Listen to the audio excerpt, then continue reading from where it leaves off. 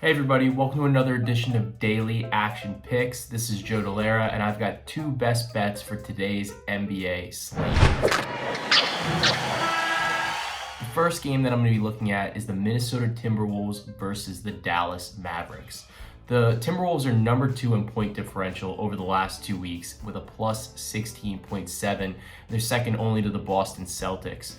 They're 6-1 over the stretch, and honestly, it's not a fluke.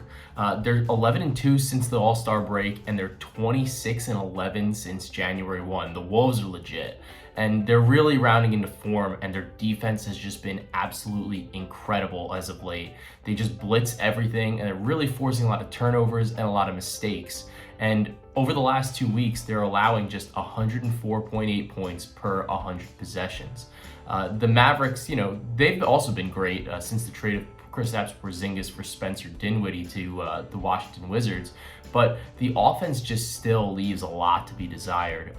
Outside of Luka, who's obviously been incredible lately, over his last 10 games, he just has an absurd 34.7 points, 10.3 rebounds, and 8.8 assists over that stretch, but they just don't really have a lot else besides Luka. And even on the season as a whole, I think that we've been underrating Dallas. They're the 10th best in adjusted net rating at plus 2.5. So they're really good on the season overall.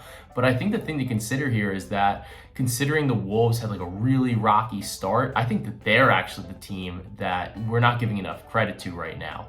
And they're actually better than the Dallas Mavericks in terms of adjusted net rating at plus 3.3. And that's actually the 7th best mark in the NBA. So I think that Dallas, they're getting a little bit extra here because they're the home team, but 4 points is just way too many to lay in this matchup against one of the league's hottest teams.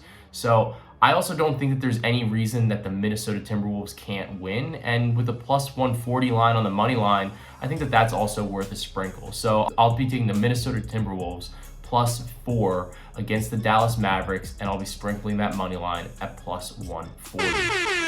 For my second best bet, I have Evan Mobley over 16.5 points. He's been absolutely incredible this season, and he's the favorite to win the Rookie of the Year, and that's deserving.